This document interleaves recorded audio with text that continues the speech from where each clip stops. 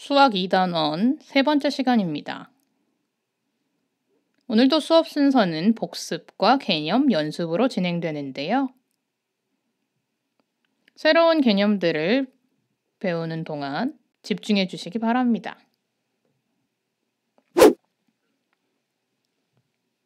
지난 시간 익힘책 과제는 익힘 18쪽과 19쪽이었습니다. 미리 해결해 오지 못한 친구들은 잠시 영상을 멈춰주고 해결 후에 함께 확인해 주시기 바랍니다.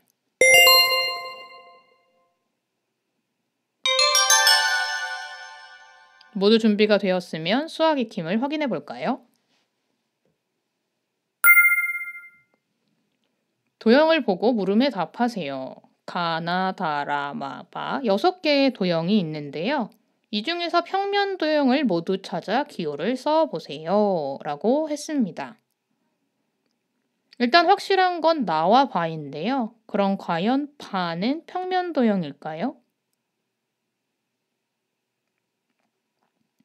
네, 정답은 바도 평면 도형이었습니다. 입체 도형을 모두 찾아 기호를 써보세요. 입체 도형은 가와 다와 라죠.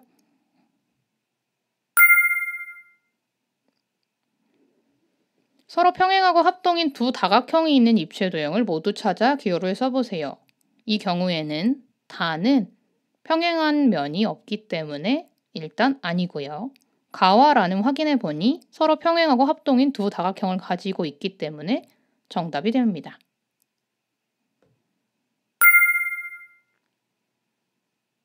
1번의 마지막 문제로 서로 평행하고 합동인 두 다각형이 있는 입체 도형을 무엇이라고 하나요? 라는 문제였는데요. 이 문제의 답은 각기둥이었습니다. 각기둥을 보고 물음에 답하세요 라는 문제입니다. 서로 평행한 두 면을 찾아 색칠해 보세요 했는데요. 색칠해야 하는 부분은 바로 이곳과 이곳입니다.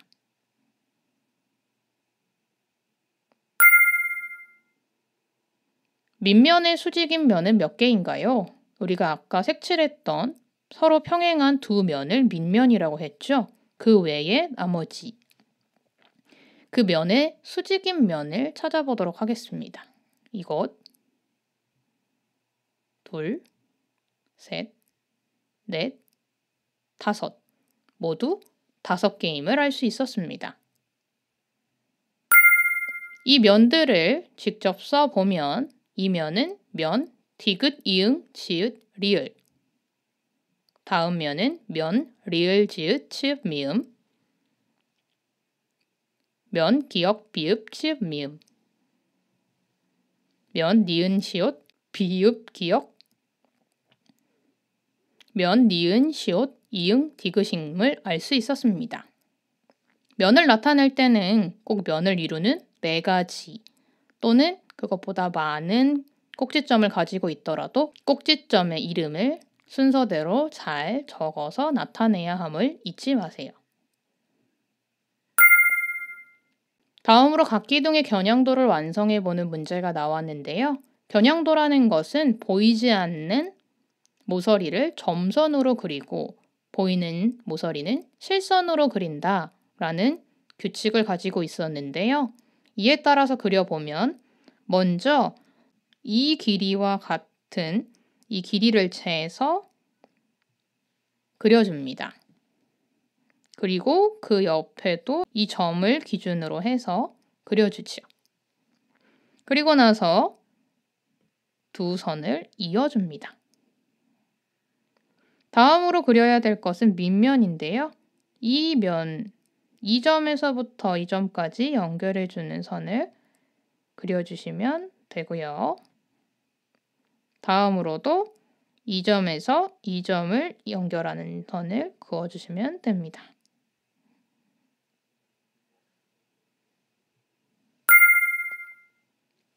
이번 각기둥은 보이는 모서리도 비어 있는데요.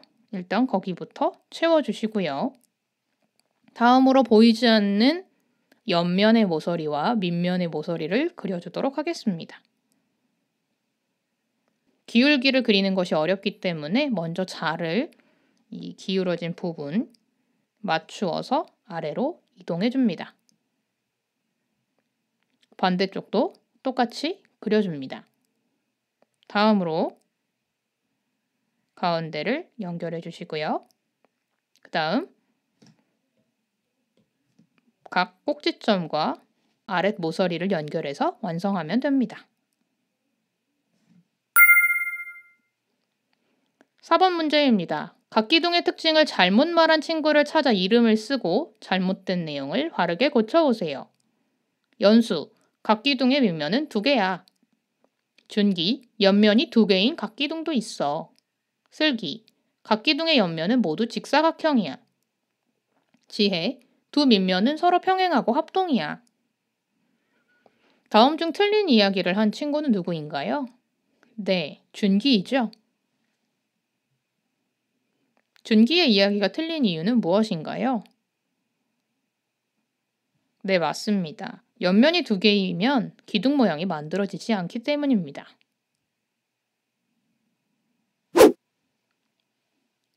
각기둥에 대해서 잘 기억하고 문제를 해결해 보았나요? 그럼 오늘은 조금 더 깊게 알아보도록 하겠습니다. 교과서 32쪽입니다.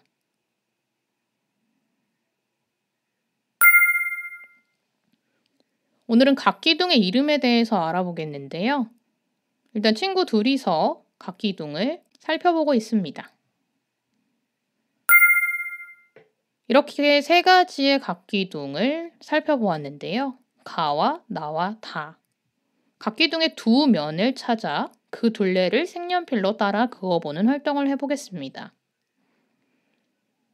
가의 경우에는 이곳과 이곳이 밑면, 나의 경우에는 이곳과 이곳, 다는 여기와 여기가 밑면입니다.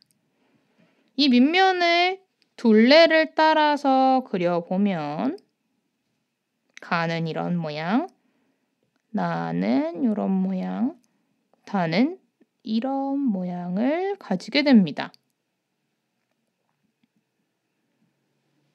이 모양들이 어떤 다각형인지 찾아보면 가는 삼각형, 나는 사각형, 다는 오각형임을 알 수 있었습니다. 그럼 가의 이름은 무엇일까요? 네, 삼각기둥이겠죠. 나는 사각기둥, 다는 오각기둥이 됩니다. 그럼 밑면의 모양이 칠각형인 경우에는 무엇이라고 할까요? 네, 칠각기둥이라고 하겠지요. 위에 정의에서도 알 수 있다시피 각기둥은 밑면의 모양에 따라서 이름이 달라집니다.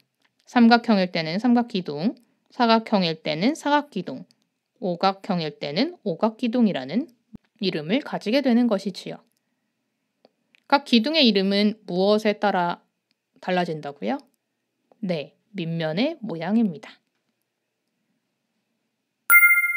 다음으로 다시 가와 나와 다를 잘 살펴보도록 하겠습니다. 면과 면이 만나는 선분을 무엇이라고 하죠? 네, 모서리라고 합니다. 각각 각기둥이 몇 개의 모서리를 가지고 있는가 물어보는 문제인데요. 모서리는 바로 이 부분들을 얘기하는데 함께 세보도록 하겠습니다. 하나, 셋, 넷, 다섯, 여섯, 일곱, 여덟, 아홉. 가는 모서리를 9개 가지고 있었고요. 나는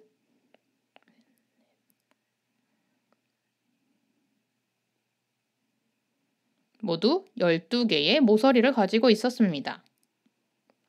다는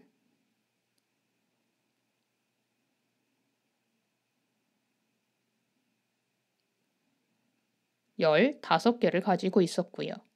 모서리의 정의를 잘 알고 찾을 수 있어야 풀 수 있는 문제이기 때문에 입체 도형의 기본적인 정의와 구성 요소, 명칭들을 숙지하시기 바랍니다. 다음으로 선분과 선분이 만나는 점, 이것은 꼭지점이라고 하지요. 함께 세보도록 하겠습니다. 가는 총 6개의 꼭지점을 가지고 있었고요. 나는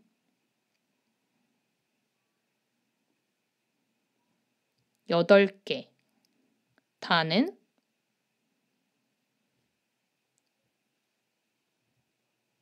10개의 꼭지점을 가지고 있었습니다.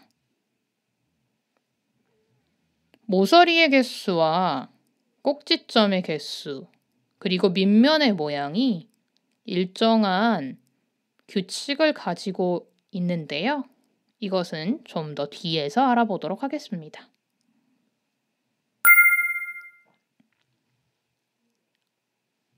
다음 문제는 두 밑면 사이의 거리를 재려면 어느 부분을 재면 좋을지 말해보세요 라고 했는데요. 지난 시간 옆면과 밑면에 대해서 배웠을 때 알 수 있었듯이 옆면은 밑면과 수직합니다. 그렇기 때문에 높이를 재기 위해서 우리가 사용해야 할 것은 바로 옆면 모서리의 길이인데요. 그림을 보고 잘 익혀주시면 됩니다. 지금까지 배웠던 것을 다시 정리를 해보면 면과 면이 만나는 선분을 모서리라고 한다. 이것은 이전의 입체 도형에서도 배웠고요. 모서리와 모서리가 만나는 점을 꼭지점, 그리고 두 밑면 사이의 거리를 높이라고 한다고 합니다.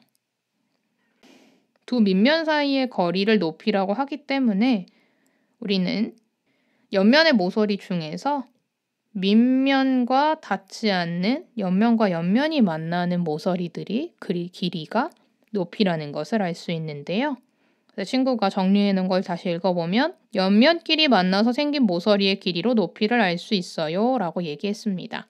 이게 가능한 이유는 옆면과 밑면이 90도, 즉 수직으로 만나기 때문에 높이를 잴 수 있는 것이지요.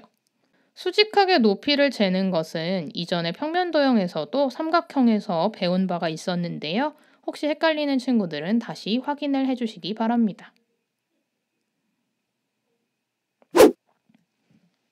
오늘은 각기둥의 이름과 구성 요소, 그리고 어떠한 특징들을 가지고 있는지 배워보는 시간을 가졌습니다. 이를 확인하기 위해서 교과서 33쪽에 있는 문제 3번을 해결해 주시기 바랍니다.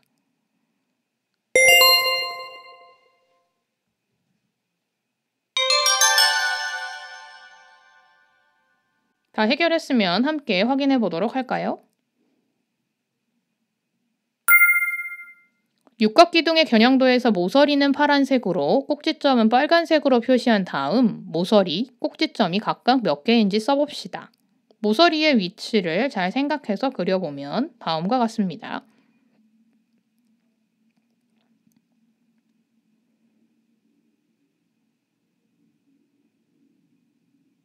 네, 총 몇 개였죠? 18개였죠? 그 다음 꼭지점의 수를 세보면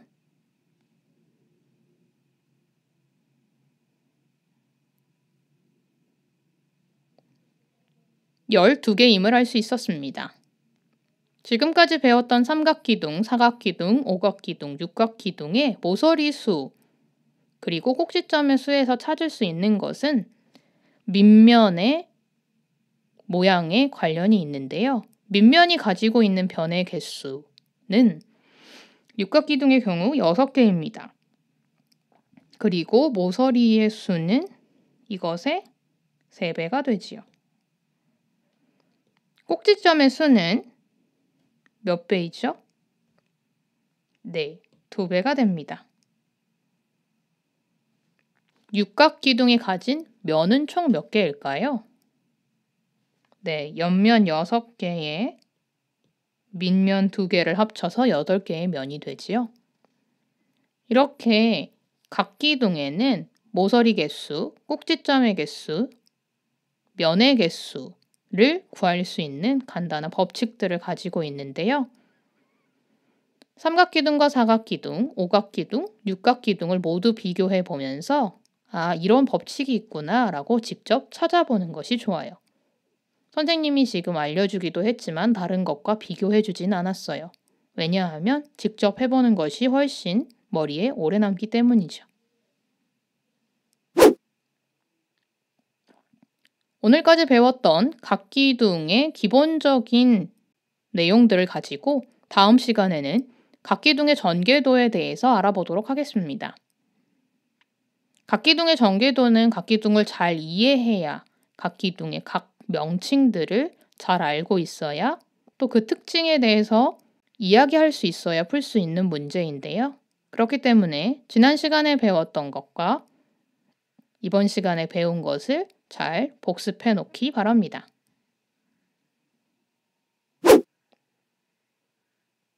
오늘의 과제는 익힘 20쪽에서 21쪽입니다. 오늘도 수고하셨습니다.